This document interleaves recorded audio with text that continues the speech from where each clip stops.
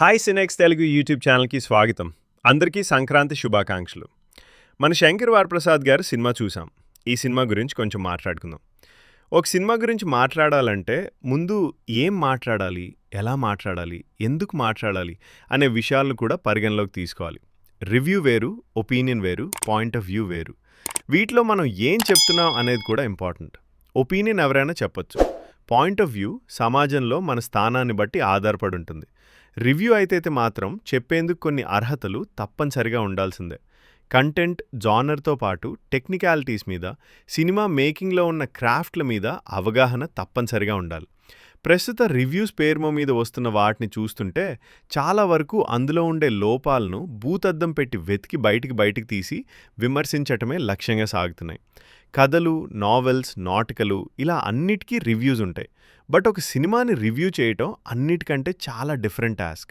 ఈ విషయంలో రివ్యూస్ ఇచ్చేవారు కొంచెం జాగ్రత్తగా ఉండాలి. అవకాశం ఉంది కదా అని ఏది పడితే అది చెప్తే అబాస్పాలవుతారు. ఇక మన శంకర్ వరప్రసాద్ గారు సినిమా గురించి చిన్న విశ్లేషణ. ఈ సినిమాలో ఏమున్నాయో వాటి గురించి మాత్రమే మాట్లాడుకుందాం. నేను ఈ మాట ఎందుకంటున్నానంటే సంక్రాంతి పండుగ చేసుకుంటూ దీపావళి టపాసులు మోవడం లేదని ఏదో చూడడం కరెక్ట్ కాదు. అలానే మన శంకర్ వరప్రసాద్ గారు సినిమా ఒక జానర్లో సెట్ చేయబడిన సినిమా. ఇది వినోద ప్రధాన చిత్రం. వినోదం మాత్రమే ప్రధానంగా నడుస్తున్న ఒక ఫ్యామిలీ డ్రామా ఇది. వినోదాన్ని పంచుతూనే భార్యాభర్తల మధ్య అపోహలు, తారతమ్యాలు ఉండకూడదు అని తల్లిదండ్రులకు పిల్లలకు మధ్య ఉండే బంధాల్ని, ఎమోషన్స్ని, సెంటిమెంట్ని చూపించడానికి చేసిన ప్రయత్నం ఈ సినిమా. కాబట్టి ఈ సినిమాలో ఏముంటాయో ఏమీ ఉండవో మీకు ఒక అవగాహన రావాలి. సినిమా అనేది ఒక కమర్షియల్ ఫార్మాట్. డాక్యుమెంటరీ కాదు, డ్రామా కాదు, నాటిక్ కాదు. ఇది ఒక పవర్ఫుల్ విజువల్ మీడియా. కాబట్టి కొన్ని మసాలాలు, తాలింపులు తప్పనిసరిగా ఉంటాయి. జానర్ని బట్టి వీటి పర్సంటేజ్ మారుతూ ఉంటుంది. కేజీఎఫ్, సలార్ లాంటి సినిమాల్లో కామెడీ తాలింపు లాంటిది. ఇప్పుడు మనం మాట్లాడుకుంటున్న ఈ సినిమాలో యాక్షన్, ఫైట్స్ అలాంటివే. కాబట్టి వాటి గురించి ఎక్కువ మాట్లాడుకోకూడదు. అందులో లాజిక్స్, లోపాలు వెతకూడదు.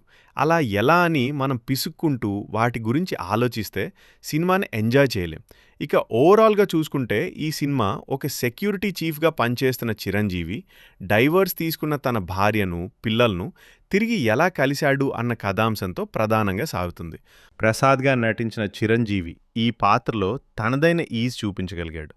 ఒక 150కి పైగా సినిమాలు చేసిన అనుభవం గల నటుడు ఇలాంటి యాక్షన్ సీన్స్, ఫైట్స్, కామెడీ అన్ని రకాల జానర్లో పండిపోయినవాడు.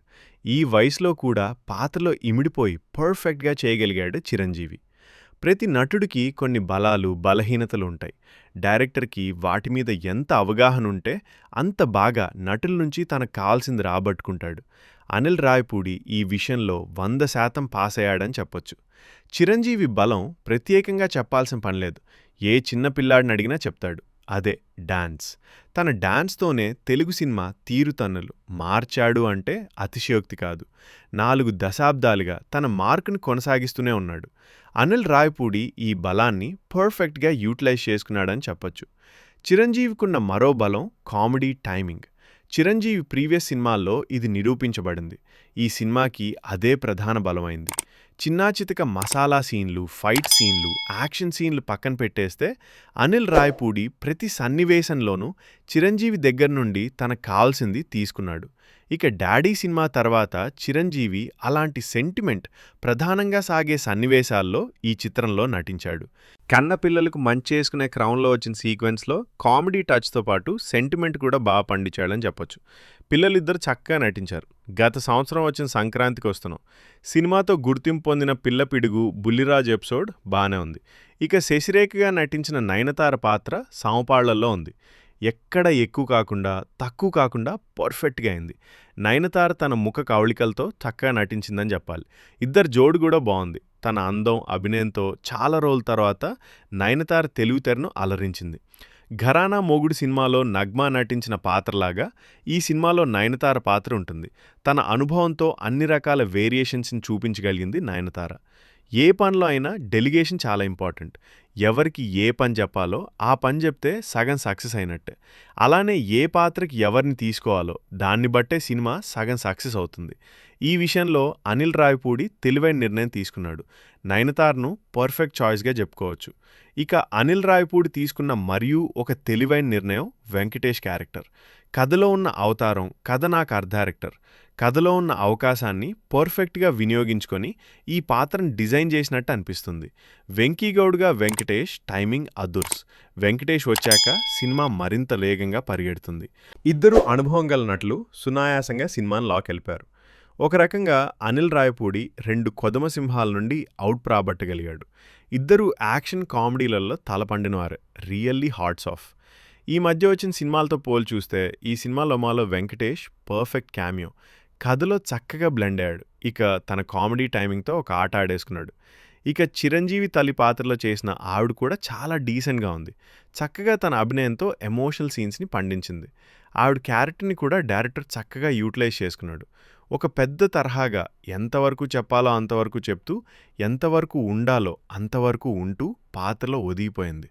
ఇక నయనతార తండ్రిగా సచిన్ కేడేకర్ తన పాత్రలో ఇమిడిపోయాడు. శరత్ సక్సేనా, క్యాథరిన్ తెరిసా పాత్రలు చిన్నవైన చక్కగా ఉన్నాయి. చిరంజీవి పక్కనే ఉంటూ హర్షవర్ధన్, అభినోళ్ళు తమ వంతు కృషి తాము చేశారు. మిగతా పాత్రలన్నీ తాము పరిధి మేరకు అలరించాయి. ఇక టెక్నికల్గా చూస్తే అన్ని విభాగాలు తమ పని తాము చేశాయి. భీమ్స్ పాటలతో పాటు రికార్డింగ్ కూడా బాగానే ఉంది. మొత్తానికి దర్శకుడు ఎంచుకున్న ఇతివృత్తానికి న్యాయం చేశాడని చెప్పొచ్చు. మనం ముందు మాట్లాడుకున్నట్లు ఇది ఒక జానర్ సినిమా. వేరే వాటి గురించి ఇందులో అనవసరం. ఈ సినిమా టార్గెట్ ఫ్యామిలీ ఆడియన్స్ కాబట్టే వాళ్ళు నిర్భయంగా ఈ సినిమాకి వచ్చి పూర్తి ఫ్యామిలీతో హ్యాపీగా చూడొచ్చు. ఇబ్బందికర సన్నివేశాలు ఏమీ ఉండవు. ఒక పక్కన ఐటమ్ సాంగ్స్లో అమ్మాయిలు తొడలు చూపిస్తూ ఎగురుతూ ఉంటే, పక్కన మన పిల్లలు పాప్కార్న్ తింటూ గుడ్లప్పగించే పరిస్థితి ఈ సినిమాలో లేదు. కాబట్టే నిరభ్యంతరంగా చక్కగా పిల్లలతో ఈ సినిమా చూడొచ్చు.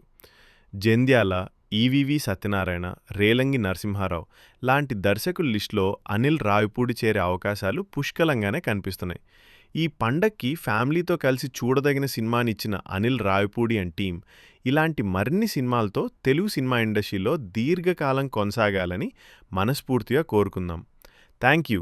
జై హింద్, జై భారత్. ఇలాంటి ట్రైలర్ అప్డేట్స్, రివ్యూలు, తెలుగు సినిమా విశేషాల కోసం మా సినెక్స్ తెలుగు యూట్యూబ్ ఛానల్లో ఫాలో అవ్వండి. లైక్ చేయండి, సబ్స్క్రైబ్ చేయండి, మీ అభిప్రాయం చెప్పండి.